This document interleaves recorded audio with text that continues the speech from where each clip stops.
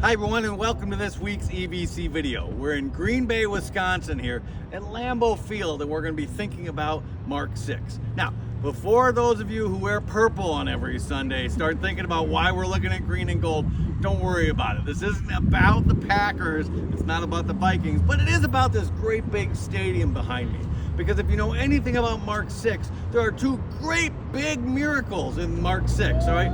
One of them is the fact that Jesus feeds 5,000 people with just a little bit of food, right? Huge miracle that we all know about. And another one is that Jesus walks on the water. Again, huge miracle that we all know about. It's like when you get out to that football game and everything's on the line and that's what you hear about. Those are the exciting spots in Mark. But this week is not about those stories. We're actually looking at Mark 6 and it's verses 30 to 34 right on the front side of that, and then 53 to 56 right on the back side of that. Okay, so here's what's happening here.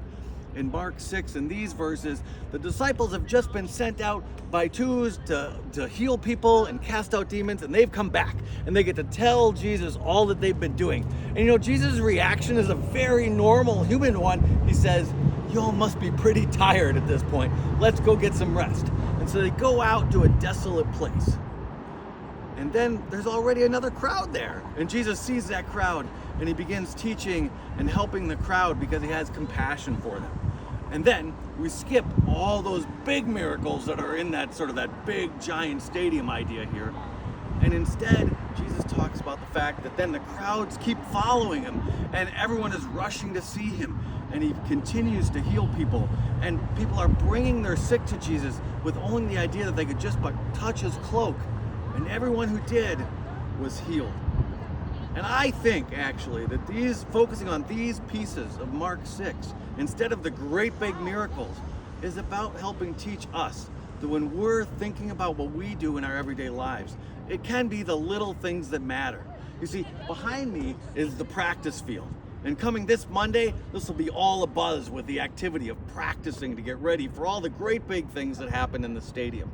But when we're focusing on just the fact that the disciples were tired and that they were finding a place to rest, and then that Jesus still had compassion on the crowds and was teaching them and healing them, that the answer is what matters isn't always just the big things that we get ready to do in life. It's all the times that we're practicing what God wants us to do in the in-between times. It's all about finding those spots where you can do something small that has a great big impact, even though you were just working on it in your everyday life. So everyone, have a great week and think about those times that you can practice being God's disciples, because in practicing being God's disciples, you are God's disciples. Have a great week.